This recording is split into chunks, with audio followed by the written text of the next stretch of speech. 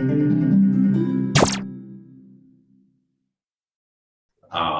सभी का स्वागत। Doctor Rakshit Tandon, doctor Ranjeet Singh and professor doctor Madhulika Sharma ji, बहुत बहुत स्वागत, अभिनंदन आप सभी का नेक्स्ट सेशन के लिए। शुरुआत करेंगे डॉक्टर टंडन साहब, आपसे शुरुआत करता हूँ। आप सभी को नमस्कार। एंड जैसा हमने देखा एजेंडा के अंदर हमारा सब्जेक्ट है फॉरेंसिक्स इन साइबर क्राइम। तो मैं थोड़ा सा अपने बारे में बता दूं, जो लोग मुझे नहीं पहचानते। मैं पिछले 3 दशकों से इस साइबर सुरक्षा के क्षेत्र में कार्य कर रहा हूं। मैं कई राज्यों की पुलिस से जुड़ा हुआ हूं, वहाँ प्रशिक्षण भी देता हूं और साथ साथ विवेचनाओं में और इन्वेस्टिगेशंस में बहुत मदद करता हूं। मैंने कई सीरियस सीरियस और बड़े बड़े अपराधों को मैंने वर्कआउट किया है और उसमें मैंने खुद नोटिस किया है अपने इस 30 साल के तजुर्बे में कि फॉरेंसिक एक बहुत बड़ा बहुत बड़ा हमारा एक साक्ष्य है और बहुत बड़ा इंस्ट्रूमेंट है साइबर अपराध तक पहुंचने में। डिजिटल मतलब फॉरेंसिक्स के साथ साथ मतलब फॉरेंसिक्स का दायरा बहुत बढ़ गया है। जैसे कि अभी एक रिसेंटली यूएस के अंदर एक अपराध हुआ, हस्बैंड ने वाइफ को मारा और फिर अपने आप को मार पीट के बांध लिया और पुलिस को शक हुआ। वहां पे कमरे में एक एलेक्सा नाम का यंत्र मिला जिसकी लीगल तरीके से रिकॉर्डिंग्स निकाली गई और उस रिकॉर्डिंग से ये प्रूव हुआ कि वो आदमी ने ही अपनी पत्नी का मर्डर किया था। यानी कि आज जो डिजिटल एविडेंस, या मैं वर्ड यूज करता हूँ डिजिटल फुटप्रिंट, वो हर चीज में है। मतलब अब बाद में हमें इसकी जरूरत नहीं पड़ रही है, हमें अब इसकी जरूरत आम अपराधों में भी पड़ रही है। मतलब जैसे कि मर्डर, किडनैपिंग, डकैती, ये अपराध भी हम इसकी वजह से खोल पा रहे हैं, डिजिटल फुटप्रिंट की वजह से। और ये इसलिए है कि हम अगर अपने हिंदुस्तान को देखें तो आज 80-90 करोड़ लोगों के पास इंटरनेट है, 126 करोड़ लोगों के पास आधार है और ये सब जो डिजिटल फुटप्रिंट्स हम लेके घूम रहे हैं, ये अगर हमारे जो आईओज हैं, इन्वेस्टिगेटिंग ऑफिसर्स हैं और फॉरेंसिक एक्सपर्ट्स हैं, वो इनको सही समय पे सही प्रोटोकॉल के तहत अगर हासिल कर लें तो हम हर मुश्किल से मुश्किल अपराध को खोल सकते हैं। और जैसे कि साइबर अपराध, बल्कि किसी भी अपराध में ये कहा जाता है कि हर क्रिमिनल सीन ऑफ क्राइम पे कुछ ना कुछ छोड़ के जरूर जाता है। तो यही मैंने भी देखा है। जैसे अभी एक किडनैपिंग केस था, उसके अंदर वो बड़े होशियार थे, वो सब नकली नंबर यूज कर रहे हैं, फिरौती मांग रहे हैं, बड़े हर तरीके से कर रहे हैं, लेकिन उनसे एक गलती हो गई। उन्होंने अपने स्मार्टफोन से एक जोमेटो पे खाना ऑर्डर कर लिया जिसका एक डिलीवरी एसएमएस हमारे सीडीआर में पकड़ में आ गया और उस डिलीवरी एसएमएस की वजह से हम उन अपराधियों तक पहुंच पाए। तो ये मेरा अपना तजुर्बा कहता है कि डिजिटल फुटप्रिंट आज की तारीख में एक बहुत बहुत बड़ा इंस्ट्रूमेंट हो गया है साइबर अपराध को या किसी भी अपराध को खोलने में। जैसे कि हम लोग तस्वीरें खींचते हैं तो उन तस्वीरों के अंदर डेटा होता है जिसे हम लोग मेटा डेटा कहते हैं, वो हमारे लिए बहुत इंपॉर्टेंट काम करता है।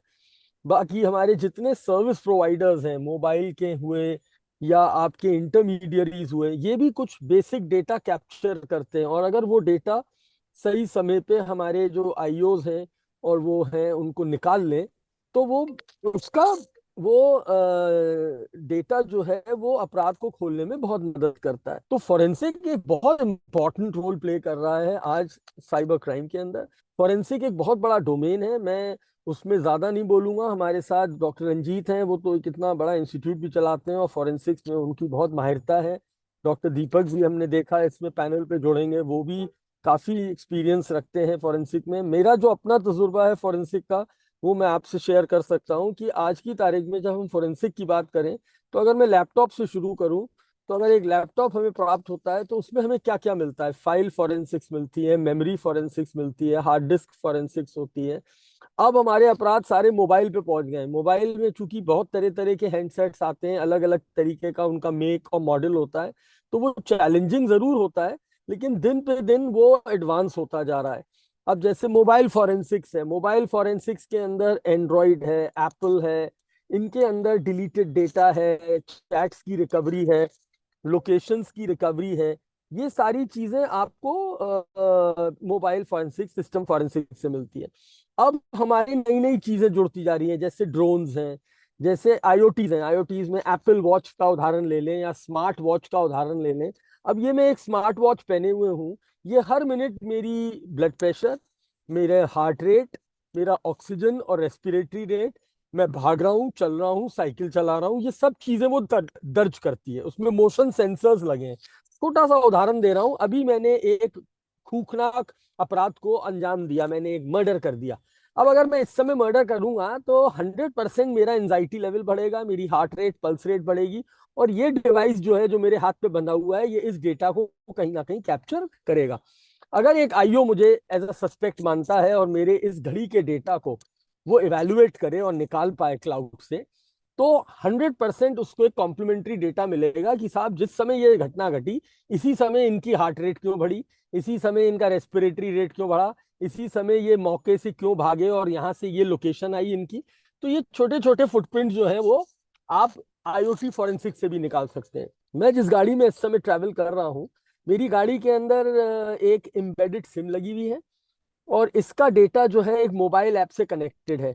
मेरी गाड़ी किस स्पीड पे चल रही है, कितनी बार ब्रेक लग रहे हैं, क्या मैंने सीट बेल्ट लगाई है नहीं लगाई है, ये सारा डेटा मेरे क्लाउड पे एक स्मार्ट ऐप के थ्रू दर्ज हो रहा है। अब अगर इस समय मैं किसी दुर्घटना को अंजाम दे दूं तो ये डेटा कहीं ना कहीं मेरे उस सिस्टम पे कैप्चर होगा।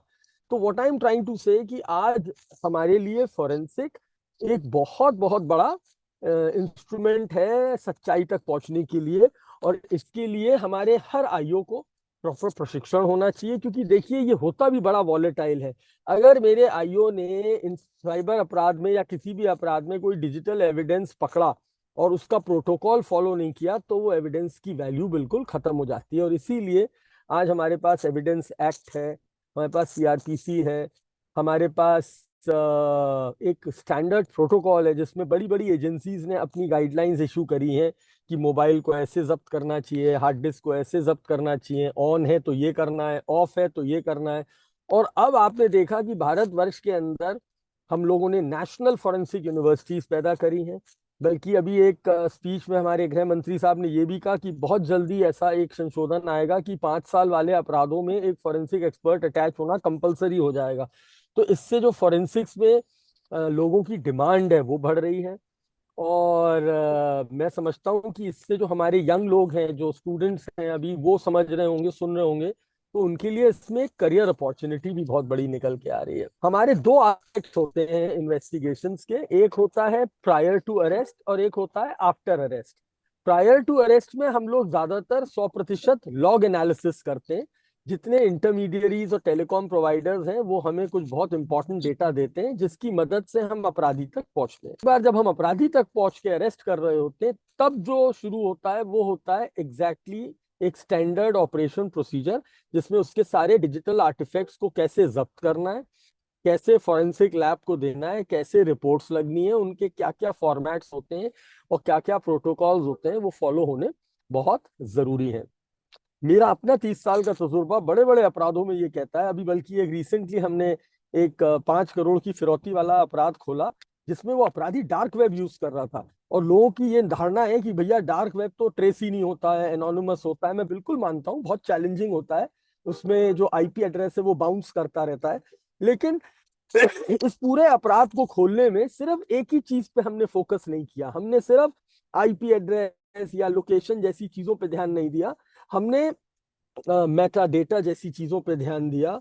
हमने जो एक्सटर्नल वेरिएबल्स हैं, क्योंकि एक फंडामेंटल समझिए, अगर मैं आज एक अपराध कर रहा हूँ और मैं डार्क वेब पे जाके अपराध करने की कोशिश करूंगा, तो मैं जाऊंगा तो सरफेस वेब से ही ना, तो मेरी कोई ना कोई सरफेस वेब पे आइडेंटिटी होगी। आज की तारीख में there are thousands of such attributes, मैं एट्रीब्यूट्स वर्ड यूज कर रहा हूँ, जिनका ध्यान अगर हम रखें तो बहुत मुश्किल नहीं है इन अपराधियों तक पहुंचना और इनको खोलना। जैसे एक अच्छा उदाहरण दूं, हमारी दिल्ली पुलिस की जो आईएफएसओ यूनिट है, जो साइबर सेल यूनिट है, उन्होंने अभी एक बड़ा अच्छा अपराध खोला। लोग बड़े डरे हुए हैं, और अभी हम सुन भी रहे थे अपने पार्टिसिपेंट से कि एआई ने एक नई जगह ले ली है साइबर अपराध में। और नकली वीडियोस का बनाना, नकली आवाजों का बनाना, नकली चेहरे लगा के वीडियोस बनाना। तो आपने एक बड़ा पॉपुलर केस सुना होगा, रश्मिका मंदाना जो हैं, उन्हें फेक वीडियो बनाया और वो फेक वीडियो वायरल हुआ। अभी हमारी दिल्ली पुलिस ने बहुत खूबसूरती से इस केस को खोला और इस वायरल वीडियो करने वाले को गिरफ्तार किया, जो कि एक 24-25 साल का आईटी इंजीनियर बीटेक स्टूडेंट निकला, आंध्र प्रदेश गुंटूर से। तो मतलब ऐसा नहीं है कि लोग ये सोचें कि हम साइबर अपराध करके बच जाएंगे। हाँ, थोड़ा चैलेंजिंग है, क्योंकि अब साइबर अपराध का वॉल्यूम बहुत बढ़ गया है। हमारे यहाँ अगर आप आंकड़े देखें तो अभी एनसीआरपी पोर्टल का एक डेटा आरटीआई में आया था, जिसमें बता रहे थे 21 लाख कंप्लेंट आई है हमारे पास जनवरी 2022 से जून 2000 2023 तक। तो ये 5,000 पर डे का आंकड़ा क्रॉस हो रहा है। वो ऑनलाइन फ्रॉड हो, वो कोई अटैक हो, कोई वायरस अटैक हो, और अब तो ये अपराधी जो है मोबाइल्स में घुस रहे हैं, हैक कर रहे हैं डायरेक्ट आपके डेटा को और आपके फोन्स को।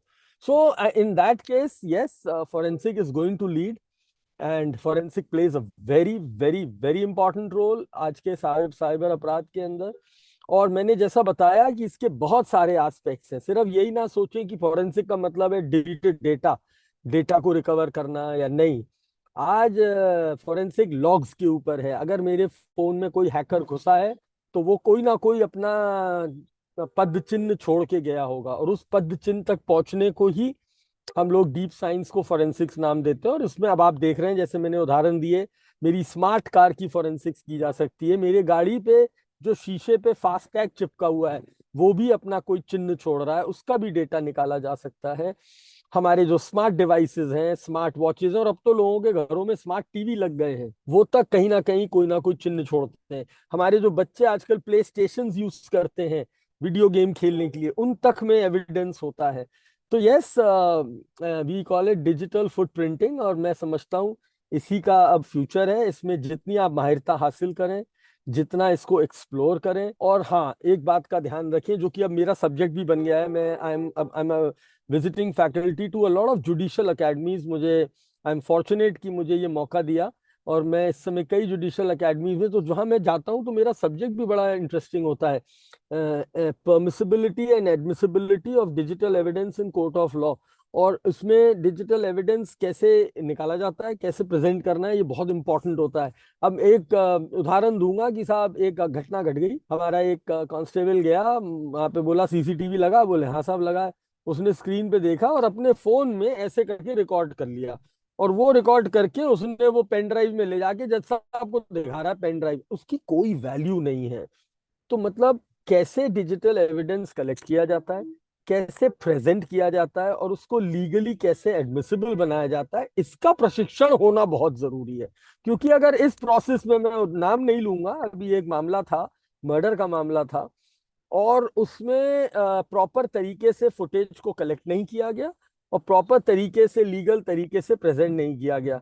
तो मतलब जज साहब को भी इस बात का बड़ा डर था कि देखो भाई, मेरे सामने वो अपराधी छूट के जा रहा है, because the word used is lack of evidence.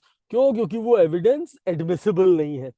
वो पेन ड्राइव या सीडी जो दिखाई जा रही है वो करेक्ट फॉर्मेट में नहीं है, उसके साथ प्रॉपर 65B का सर्टिफिकेट नहीं लगा हुआ है, उसको ठीक से कलेक्ट नहीं किया गया, ओरिजिनल जो डीवीआर है वो कलेक्ट नहीं हुआ, वो हॉस्टाइल हो गया, मतलब बहुत सारे केसेस हुए।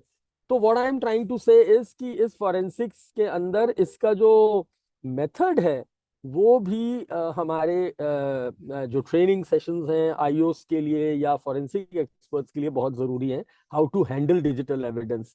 क्योंकि एक छोटी सी लापरवाही और डिजिटल एविडेंस खत्म हो सकता है, धूम, बिल्कुल खत्म हो जाएगा।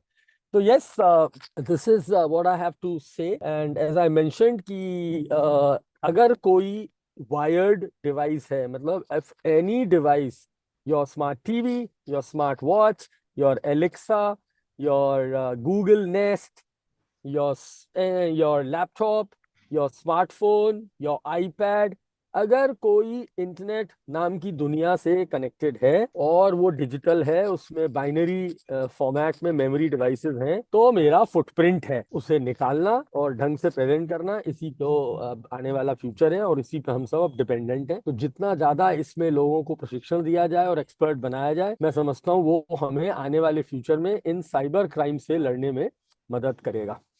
So with this, I rest my talk, and if there are any questions for me, I would love to take. Thank you doctor रचित। क्वेश्चन हम इसके बाद में लेंगे, कि पहले मैं दो स्पीकर हमारे पास में हो रहे हैं, डॉक्टर रंजीत जी और डॉक्टर मधुका जी।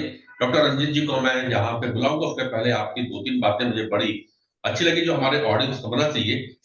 और पूरे जब साइबर क्राइम के एपिसोड कर रहे थे ऑफलाइन और ऑनलाइन में, तो ऑफलाइन में जब मेरी बातें पुलिस महकमे में, खास करके जो निचले स्तर के पुलिस ऑफिसर्स हैं, जब उनसे बात होती, वही कहते थे कि कोर्ट में हम वो चीजें उपलब्ध नहीं करवा पाते कि और केस को सही ढंग से बना नहीं पाते हैं। केस में अगर हमें कहें कि क्योंकि डिजिटल का है वो अधिक जानकारी रखते नहीं है, तो जो अपराधी है वो बड़ी आसानी से छूट भी जाते हैं और जमानत भी हो जाती है। कुछ यही बातें हम एक प्रोग्राम जब कर रहे थे तो जेल की जो पुलिस अधिकारी आई थी, रायबरेली जेल सुप्रिंटेंडेंट, उनके साथ भी हुई थी। तो अच्छा इंटरेस्ट लगाया है। तो अब यहाँ भी ट्रेनिंग की आवश्यकता है, ना केवल अपने आम पब्लिक को बल्कि पुलिस के उन निचले कार्यक्रमों जो सिपाही हैं उनको भी। क्योंकि पहला जो एफआईआर होती है तो वो कोई थानेदार या पुलिस का बड़ा ऑफिसर एसपी नहीं करते, करने वाले लोग तो कांस्टेबल ही होते हैं। तो मुझे लगता है अक्षय जी की बात समझते हैं कि डिजिटल फुटप्रिंट के लिए और डिजिटल एविडेंस के लिए फॉरेंसिक की बेसिक जानकारी कहीं ना कहीं कांस्टेबल लेवल पे भी देने की आवश्यकता है। कंटिन्यू बिल्कुल करता हूँ। आप सही कह रहे हैं। जो कि जो फील्ड ऑफिसर्स होते हैं, जो फर्स्ट रिस्पॉन्डर हमने वर्ड यूज किया, अगर मैंने उत्तर प्रदेश पुलिस के साथ पिछले 2-3 साल में बहुत गहन ट्रेनिंग्स दी हैं, और मेरी सब ट्रेनिंग्स का फोकस मेरे लोअर लेवल फील्ड ऑफिसर्स पे ही था, मेरे कांस्टेबल, हेड कांस्टेबल्स और एसआईज पे, जो कि फील्ड में अपराध के टाइम पे जाते हैं और या किसी अपराध में उन्हें भेजा जाता है। तो ये जो बेसिक लेवल का प्रशिक्षण है, बिल्कुल आप सही कह रहे हैं, ये अब बहुत आवश्यक हो गया है। क्योंकि प्रॉब्लम वही आती है, अगर आप कोर्ट ऑफ लॉ में सही एविडेंस पेश ना कर पाएंगे तो मुजरिम छूट जाएगा। बिल्कुल तो बिल्कुल। और आई थिंक आई सेकंड आपने जो कहा बिल्कुल सही कहा, and I think we all are working towards it. बल्कि एक अच्छी बात आपको बताऊं कि भारत सरकार ने एक national cyber crime training centre, राष्ट्रीय साइबर प्रशिक्षण केंद्र ऑनलाइन खोला है, जिसका नाम है cytrain.ncrb.gov.in। और ये सिर्फ पुलिस कर्मियों और जुडिशियल ऑफिसर्स को प्रशिक्षण देने के लिए है। इसमें 4 या 5 बहुत अच्छे बेहतरीन कोर्सेज बनाए गए हैं, और जो कोई भी पुलिस अधिकारी ज्वाइन करके ऑनलाइन प्रशिक्षण ले सकता है, हिंदी और अंग्रेजी भाषा में अपना ऑनलाइन एग्जाम देके अपना सर्टिफिकेट भी हासिल कर सकता है। और ये सिर्फ पुलिस कर्मियों के लिए और जुडिशियल ऑफिसर्स के लिए और इंटेलिजेंस ऑफिसर्स के लिए इसमें अलग अलग कोर्सेज बनाए गए हैं।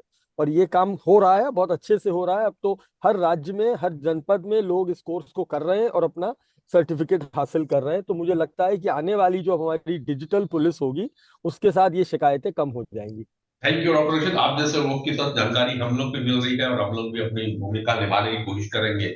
और अब जो चर्चा लाएंगे ऑफलाइन मोड पे, जो हमारी बातें पुलिस वालों से होगी, अधिकारियों से, तो हम जरूर बात करेंगे कि डिजिटल पुलिस अब कैसे बन सकते हो, क्या रोल उनका होना चाहिए, और आने वाले फ्यूचर में हमारी जो पुलिस है वो डिजिटलाइजेशन कैसे कॉम्पीट कर सकती है। डॉक्टर रंजीत जी आपके साथ।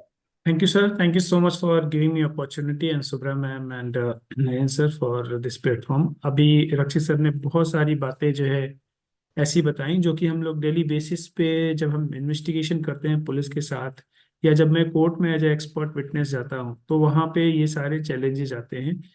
प्रॉपर चेन ऑफ कस्टडी को अगर मेंटेन हम नहीं कर पाते हैं तो कोई भी एविडेंस आप कितने भी अच्छी तरह से कलेक्ट कर लें, अगर चेन ऑफ कस्टडी आपने नहीं अच्छे से मेंटेन की है तो कोर्ट में एडमिसिबल वो नहीं हो पाता है। तो सबसे पहला बात आता है कि जो एविडेंस हम कलेक्ट कर रहे हैं फॉरेंसिकली वो कलेक्ट किया गया है कि नहीं किया गया है, उसकी ऑथेंटिसिटी की हम बाद में बात करते हैं। द सेकेंड है कि वो ऑथेंटिक है कि नहीं है, बट पहला है कि वो कलेक्ट ठीक से किया गया है कि नहीं किया गया है। सो सीसीटीवी फुटेज की अगर हम बात करते हैं तो अगर प्रॉपर तरीके से एक्सट्रैक्ट नहीं किया गया है, 65B के सर्टिफिकेट के सारे नियमों का पालन नहीं किया गया है, तो ऐसे एविडेंस जो कि जिसमें दिख रहा होता है हर एक चीज विजुअली दिख रहा होता है कि हाँ ये अपराध हो रहा है, लेकिन कोर्ट ऐसे एविडेंस को नहीं ले सकती है क्योंकि वो प्रॉपर चेन ऑफ कस्टडी को मेंटेन नहीं किया गया, उसका मेटा डेटा मैच नहीं हो रहा है।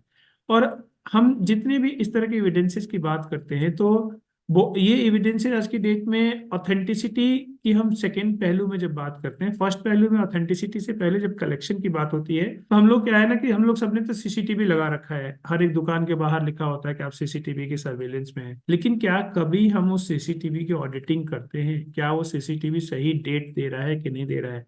और ऐसे कई सारे केसेस हैं जिसमें कि सीसीटीवी फुटेज को एनालाइज करने के बाद पता लगा है कि उसमें उसकी डेट ही उस ईयर की नहीं है। सो वो इंसिडेंट उस पर्टिकुलर टाइम का है कि नहीं है, उसको उसको करोबरेट करने के लिए प्रॉपर कलेक्शन बहुत जरूरी है। और पुलिस ऑफिसर्स इसमें बहुत रक्षित सर हम लोगों के साइबर गुरु हैं, ये हर जगह इस सारी चीजें जो है पुलिस अवेयर पुलिस तक पहुंचाई जा रही हैं। टेक्नो लीगल पुलिसिंग का होना बहुत जरूरी है, क्योंकि हम लोग कहते हैं ना कि forensic with law will never of law. So forensic science अगर लीगैलिटी को हम ठीक से पालन करेंगे तो हम अच्छी तरह से कन्विक्शन रेट को इंक्रीज कर पाएंगे, क्योंकि आज की डेट में पिछले 15-16 साल के करियर में मैंने अभी तक एक भी कन्विक्शन आईटी एक्ट के बिहाफ पे नहीं देखा है, कि जो कन्विक्शन सिर्फ आईटी एक्ट पे हो, अनटिल अनलेस हम उसमें आईपीसी को नहीं जोड़ते हैं। इसका मतलब कहीं ना कहीं जो फॉरेंसिक एविडेंसेज हैं उनको अच्छी तरह से कलेक्ट नहीं किया जा पा रहा है, और ना ही हम उनको अच्छी तरह से कोर्ट में प्रेजेंट कर पा रहे हैं। रीजन ये साइबर क्राइम क्यों बढ़ रहा है और कलेक्शन हम क्यों नहीं कर पा रहे हैं, क्योंकि 144 करोड़ की पॉपुलेशन होने के बावजूद में हमारे पास चैलेंजेस इतने हैं कि हम लोग 120 करोड़ के आसपास तो इंटरनेट यूजर हैं, जिसमें 114 करोड़ मोबाइल फोन्स हमारे पास हैं। हम ई कॉमर्स पोर्टल की बात करते हैं तो 80 करोड़ से ज्यादा हमारे डेटा ई कॉमर्स में है। 50 करोड़ हमारे ओटीटी सब्सक्राइबर हैं। सोशल मीडिया सब्सक्राइबर हमारे 40-50 करोड़ है। ऐसे यूपीआई यूजर हमारे 30 करोड़ है। फूड डिलीवरी प्लेटफॉर्म की बात करें तो वो 30-32 करोड़ है। तो ऐसे इतना हमारा ह्यूज डेटा सरफेस वेब में है कि जिसके बेसिस पे बहुत बहुत मुश्किल है कि हम पुलिस को किस तरह से समझाएं कि इन एविडेंसेस की कितनी अहमियत है और इन एविडेंसेस को किस तरह से कलेक्ट कर सकते हैं। कि एविडेंस वही होते हैं, हम बस उसको उस नजरिए से देख नहीं पाते हैं, उस नजरिए से कलेक्ट नहीं कर पाते हैं। जो चैलेंजेस आ रहे हैं एविडेंस कलेक्शन के बाद कि कौन सी टेक्निक अप्लाई करें, क्योंकि अभी रिसेंटली मैं एक केस अभी कर रहा हूँ, गुड़गांव की एक मल्टीनेशनल कंपनी है, तो उसका हार्ड डिस्क उन्होंने हार्ड डिस्क दी है और उसमें हम डेटा को एनालाइज कर रहे हैं। फ्रॉड सपोज ये किया जा रहा है कि पेटीएम के वैलेट से इन्हीं सिस्टम के थ्रू हुआ है और वो कंपनी पेटीएम को सपोर्ट देती है। तो उस लॉग्स में हमें कुछ ऐसे सिस्टम्स मिलने चाहिए जिसको कि हम कोर्ट में प्रेजेंट कर सकें। अब वहां पे चैलेंज आ रहा है कि जब पीरियड बताया जा रहा है कि जिस समय ये क्राइम हुआ है उसके बाद हार्ड डिस्क बदल दी गई है। सो अल्टीमेटली जब वो हार्ड डिस्क है ही नहीं वहां पे, तो उसमें से हम कोई भी डेटा कैसे दे सकते हैं। सो अब उसमें हमें किस तरह से हम ये प्रूव करेंगे कि वो फ्रॉड उसी कंपनी से हुआ है। सो जो नई हार्ड डिस्क है उसके अंदर कब विंडो इंस्टॉल हुई है, उसके लॉग की क्या क्या चीजें आ रही है, उसके लॉग के अंदर क्या क्या एविडेंसेस हमें मिल रहे हैं, तो इन सारी चीजों को कलेक्ट करके प्रॉपर तरीके से ड्यूरिंग द इन्वेस्टिगेशन फिर उसको प्रॉपर तरीके से एनालाइज करना। और जो सर ने बताया एट्रीब्यूट, डिजिटल फुटप्रिंट में आज की डेट में आप कुछ भी करेंगे तो कहीं ना कहीं एविडेंस तो छूटेगा ही छूटेगा। और लोकार्ड का एक्सचेंज प्रिंसिपल है, वो हर फॉरेंसिक के हर एक इन्वेस्टिगेशन में एप्लीकेबल होता है, और डिजिटल फॉरेंसिक में भी वो उसी तरह से एप्लीकेबल होता है, जहाँ पे कि हम जो एट्रीब्यूट को अगर प्रॉपर तरीके से एनालाइज करते हैं तो क्रिमिनल की एक्टिविटी जो जो उसने की है वो सारी की सारी एक्टिविटी उस डिवाइस से, उस नेटवर्क से हम कलेक्ट कर सकते हैं। वो कैसे मूव कर रहा है, अगर वो मूव नहीं कर, आज के डेट में क्या है कि इम्पर्सोनेशन दिखाया जाता है। क्रिमिनल बोलता है कि मेरा फोन नहीं था मेरे पास, मैं अपनी गाड़ी से जा रहा था, गाड़ी का एट्रीब्यूट उसने दिखाया, गाड़ी का चलना भी दिख रहा है, गाड़ी जा भी रही है, और पूरा लोकेशन, टोल की पर्चियां, सारी चीज अपना प्लेयर एलिबाई बनाने के लिए, अपनी एलिबाई के लिए वो सारे एविडेंस कलेक्ट कर रहा है। सो उस कंडीशन में क्रिमिनल की एक्टिविटी और उसकी डिवाइस की एक्टिविटी को जब तक हम अच्छे तरह से उन एट्रीब्यूट को कलेक्ट करके फॉरेंसिकली उनको सर्टिफाई करके कोर्ट में नहीं देंगे तो वो बहुत मुश्किल हो जाता है कन्विक्शन रेट तक पहुंचाना। और इसीलिए इवन आज की डेट में हमारे यहाँ कन्विक्शन रेट जो है एनसीआरबी का डेटा मैं पढ़ रहा था तो 33% 40% के आसपास का है। सो वो एक सेटबैक है, क्योंकि उसमें कहीं ना कहीं ये पॉइंट आउट हमेशा किया जाता है कि इन डिजिटल एविडेंसेस को प्रॉपर तरीके से कलेक्ट करके नहीं दिया गया है। सो एविडेंस कलेक्शन पहला पैरामीटर है जो फॉरेंसिक, जहाँ पे फॉरेंसिक का यूज होना है, तो एविडेंस कलेक्शन की फॉरेंसिक एक्सपर्ट किस तरह से एविडेंस को कलेक्ट करे, किस तरह से डिजिटल इंफॉर्मेशन को कलेक्ट करे, और ये इंफॉर्मेशन सिर्फ फॉरेंसिक एक्सपर्ट तक नहीं, निचले लेवल के जो कांस्टेबल हैं, जो सब इंस्पेक्टर हैं, जो इंस्पेक्टर है, जो फील्ड में काम कर रहे हैं, जो फर्स्ट रिस्पॉन्डर है, उन तक पहुंचनी बहुत जरूरी है, क्योंकि वो एक मेथडोलॉजी को सीखते हैं और टेक्नोलॉजी उससे कई गुना दुगनी स्पीड से बदल रही है।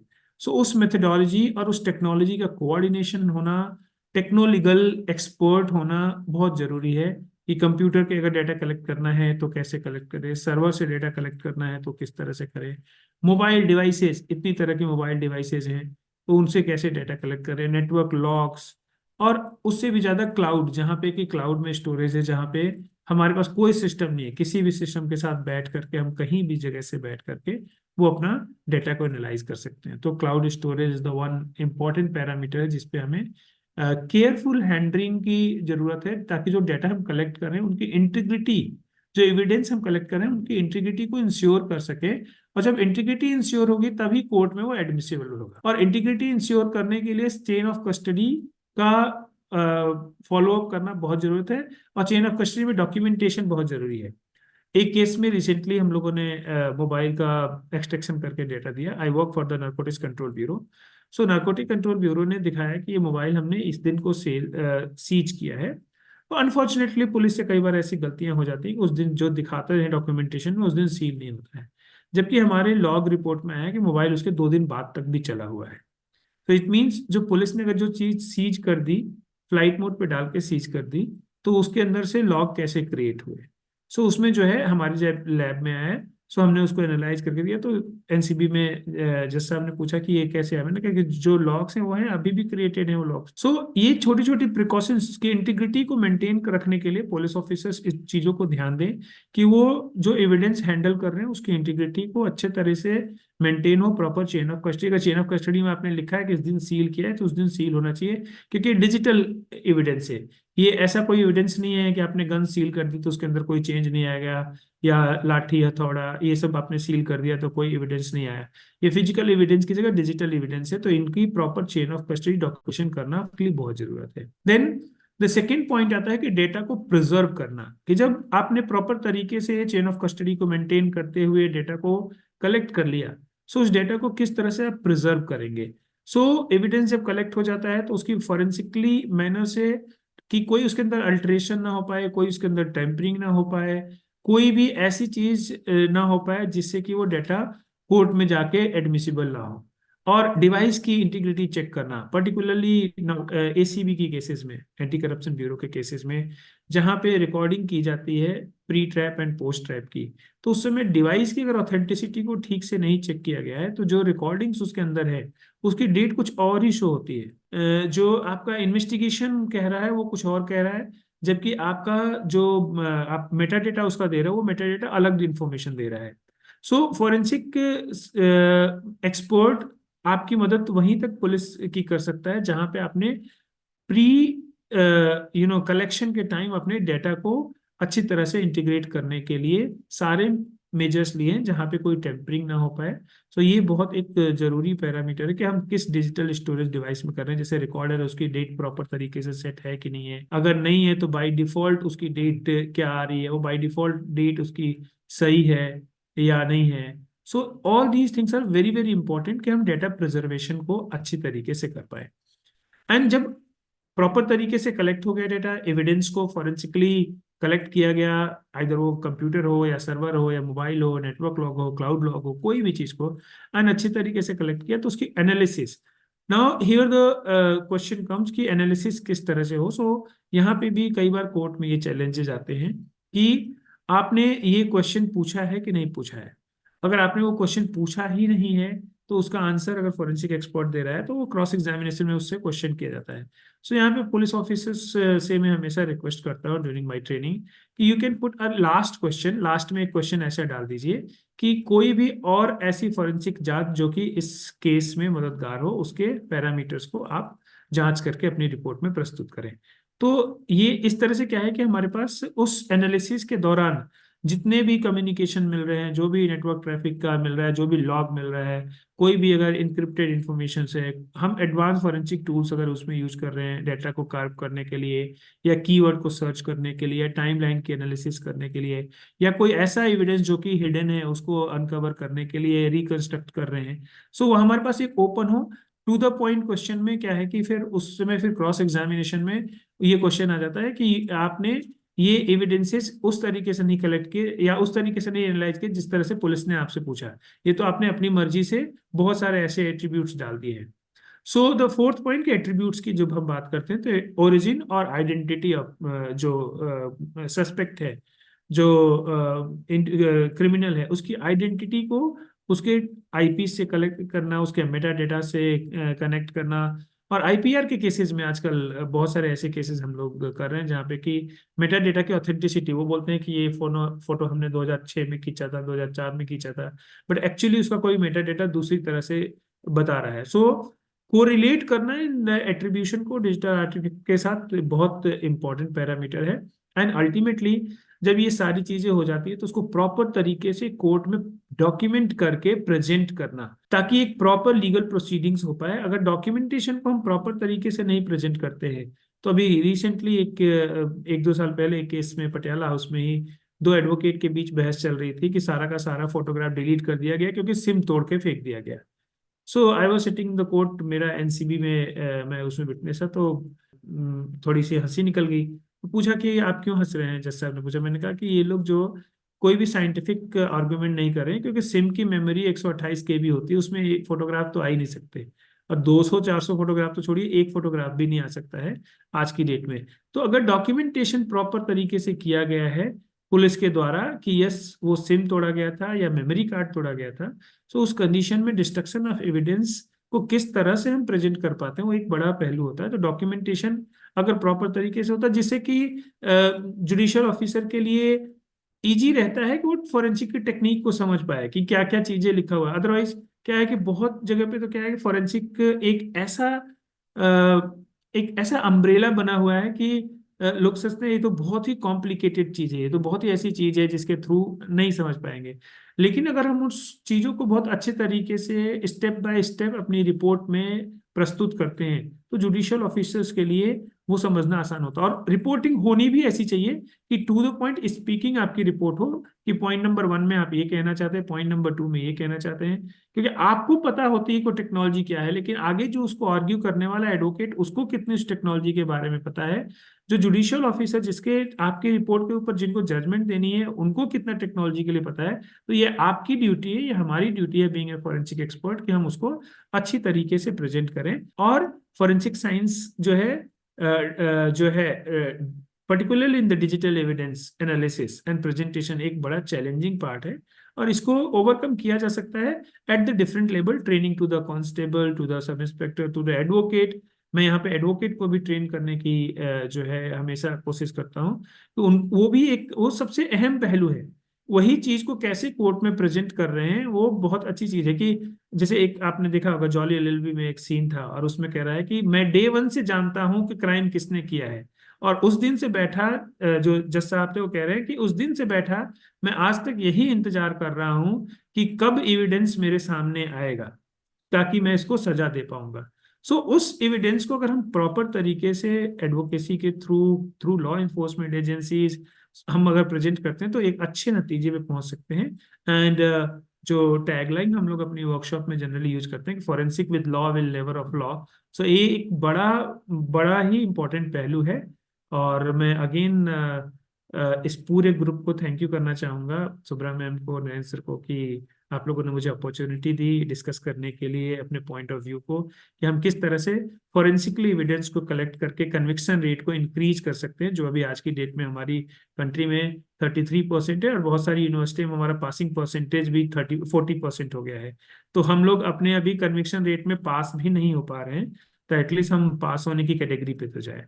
तो thank you so much sir, thank you so much ma'am.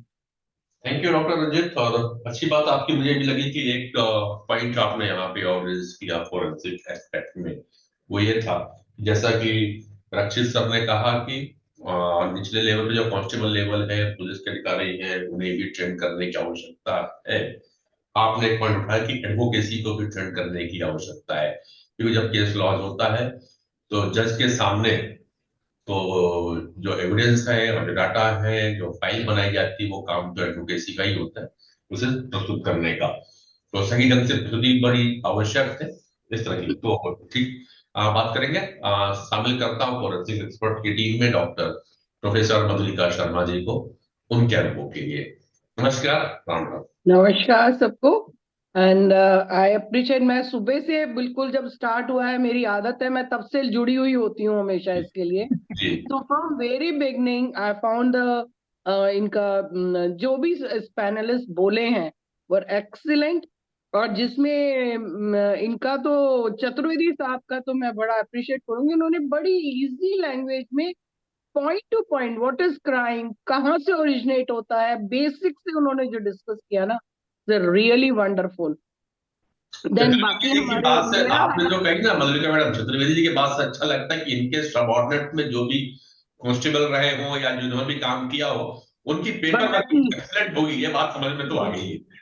Must be lucky people that way. Right. Then अभी मेरा आपने कन्फाइन किया हुआ है फॉरेंसिक साइंस से रिलेटेड, दो I am a retired person since like more than 6.5 years, पर फिर भी जो मेरे से साथ जुड़े हुए जो मेरे पुराने बच्चे हैं वो मुझे आज भी याद कर लेते हैं, उसके लिए बहुत बहुत धन्यवाद उन बच्चों को। और उन्हीं के से नॉलेज से मैं फिर कुछ कुछ ना कुछ एनर्जी गेन कर लेती हूँ वहां से। अभी आज जो डॉक्टर रक्षित टंडन जी ने भी बताया, ही इज आई थिंक एनसीपीआर से जुड़े हुए हैं वो, उन्होंने बहुत अच्छे पॉइंट्स उठाए, नो डाउट, क्योंकि आज की डेट में विटनेसेस की कोई इतनी वैल्यू नहीं है जितनी कि आपकी डिजिटल उसकी है, what he rightly is named it digital footprinting. पर अब यहाँ पर आते हैं कि डॉक्टर रंजीत सिंह जी ने जो उसको आगे बढ़ाया, बहुत अच्छा किया, because forensic science is a backbone of investigation and judiciary.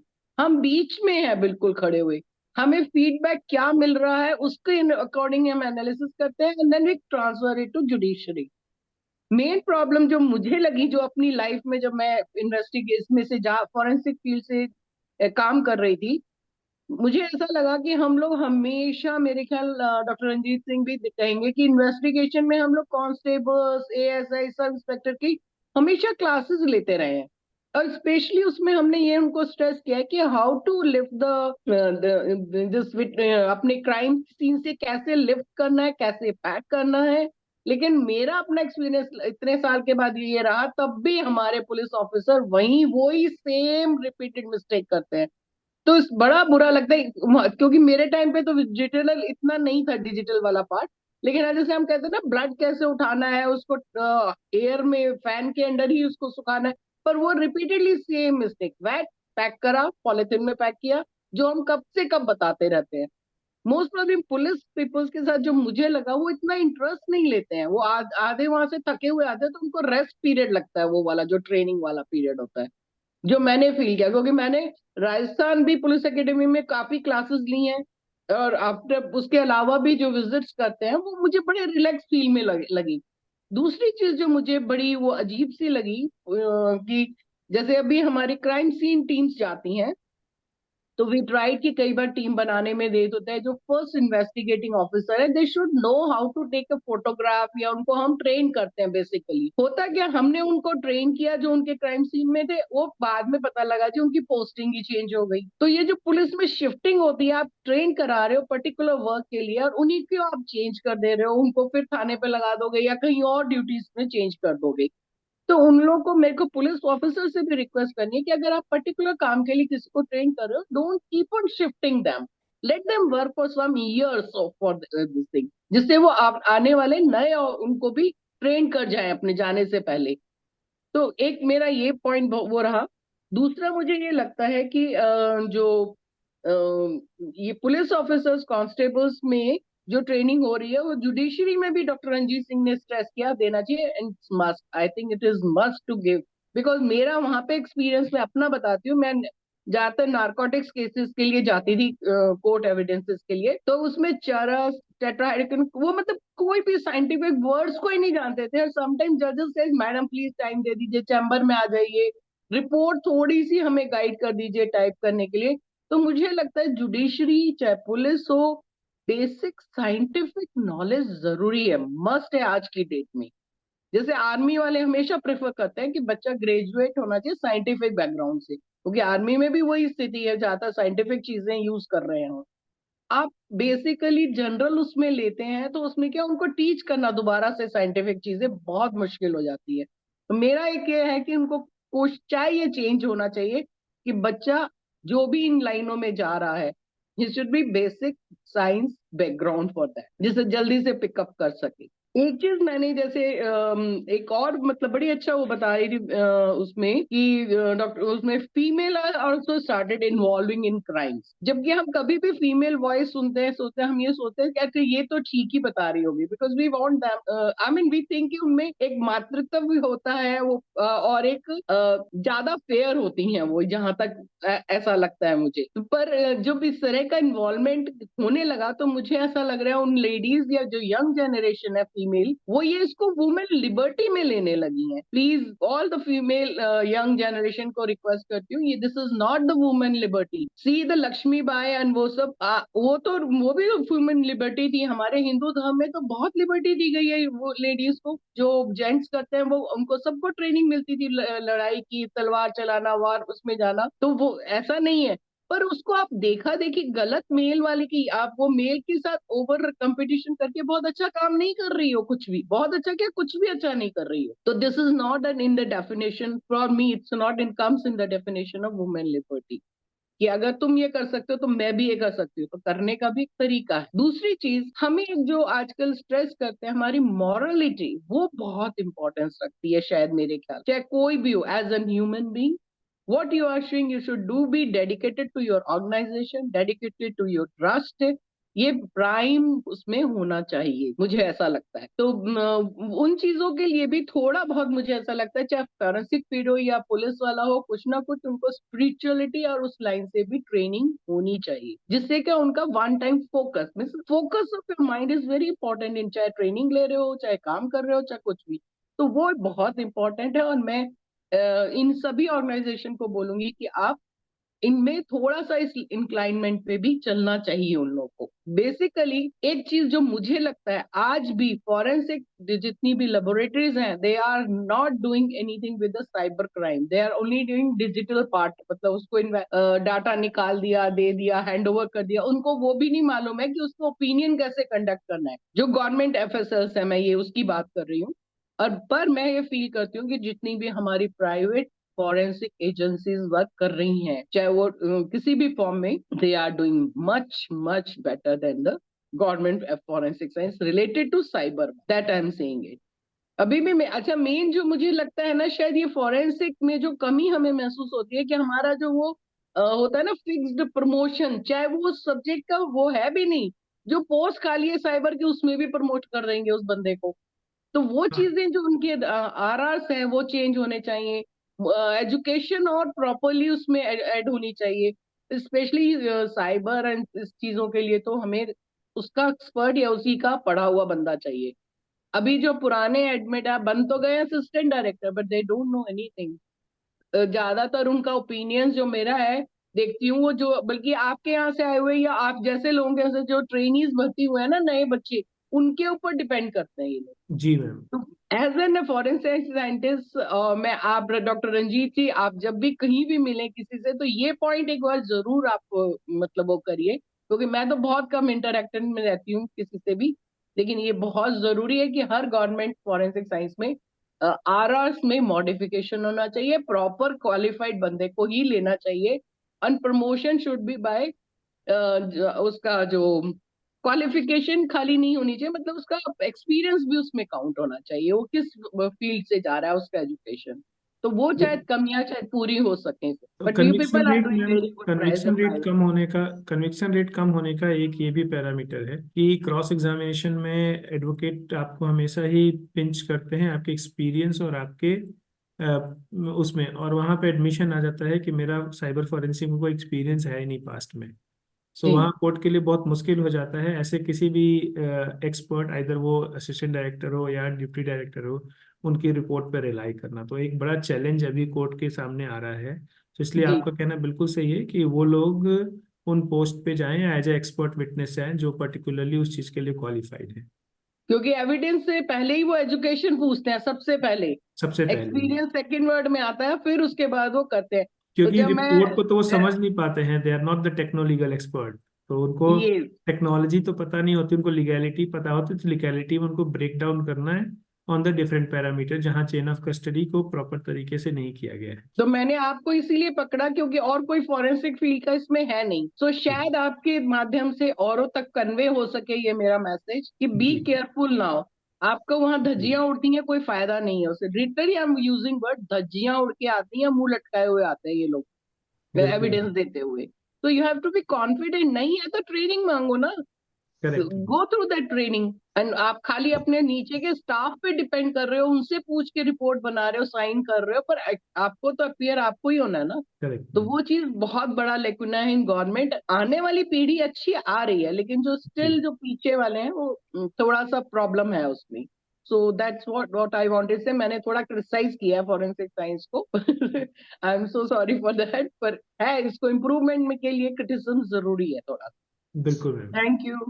Thank you ma'am. Criticism नहीं होगा मैडम तो इम्प्रूवमेंट भी नहीं होगा। Criticism the part of improvement.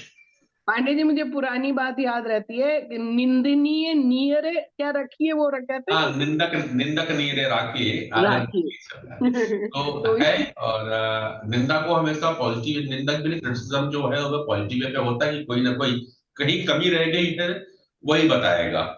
तो जब तक हमें, अगर कोई मुझे ये ना बताए कि पांडे जी आपके गाल पे कुछ बैठ काला लगा हुआ है, तब तक मुझे दिखाई देगा नहीं, क्योंकि मैं दिन भर दर्पण जी। देख नहीं सकता। तो वो कमी तो रह गई है, तो कमी सुधार पर रही ये हमारा है। दुर्भाग्य है कि आज के हमारे जो ऑफिसर्स है ना, वो अपनी चमचागिरी है, जो जितना वो करता है ना प्रॉम्प्टिंग उनका, हाँ सर आप बहुत अच्छे हैं, उनको नियर रखते हैं, और जरा भी उनको कहीं वो उनकी गलती बताता है उसको दूर कर देते हैं।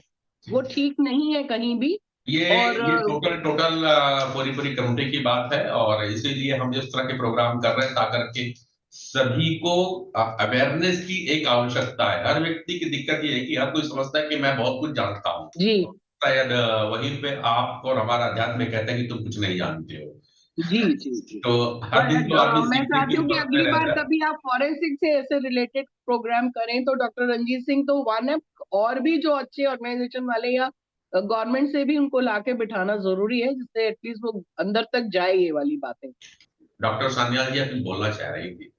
मैं ये कहना चाह रही हूँ कि ऑफ लेट मुझे एक खबर मिल रही है from various forensic scientist high ups, जहां से मैं निकली हूँ रिटायर करके होम मिनिस्ट्री एंड आईसीएफएस से and other places. Doctor Ranjit, I will be coming to you shortly after this only, कि फॉरेंसिक साइंटिस्ट क्रिमिनल साइकोलॉजी पढ़ा रहे हैं पार्टिसिपेंट्स को, ऑफिसर्स को, पुलिस ऑफिसर्स को, जो मेरे व्यू पॉइंट से कंप्लीटली गलत है। क्योंकि फॉरेंसिक साइंटिस्ट कब आते हैं फील्ड में, सीन में, after the commission of the crime. Criminal psychologist come before. Profiling करते हैं, प्रिवेंट करते हैं, कहीं क्राइम करने जा रहा है, ये इस टाइप का क्राइम करेगा। Decades and decades of my experience right from 1974 अब तक, डॉक्टर रंजीत जानते हैं, मैं इनके पोर्टल में क्रिमिनल प्रोफाइलिंग पढ़ाती रहती हूँ। जब से मैं सुनी हूँ आई एम डिस्टर्ब्ड, क्योंकि forensic scientists are still not competent to discuss criminal psychology, particularly to the members of the criminal justice system. इसलिए उनकी ओरिएंटेशन बहुत जरूरी है। मधुलिका, आपने प्रोवोक किया हमें बोलने के लिए, इसलिए मैं बोल रही हूँ इस पोर्टल पे।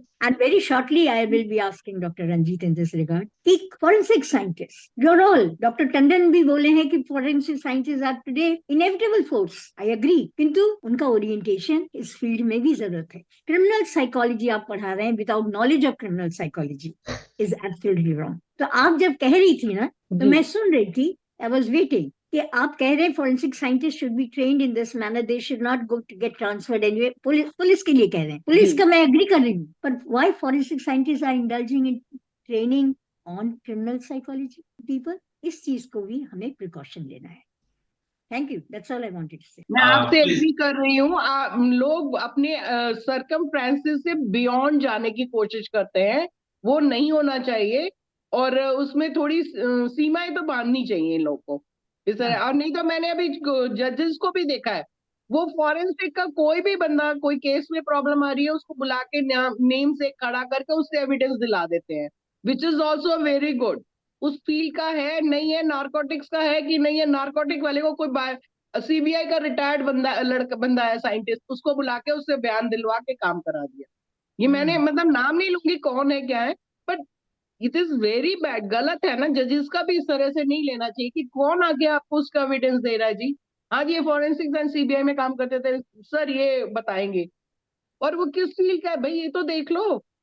Nobody bothers about it, because मे भी उनके फेवर का वो डिसीजन दे देता होगा या उनके फेवर में बोलता होगा, ऐसे भी हैं लोग। So we have to be alert from all these type of people.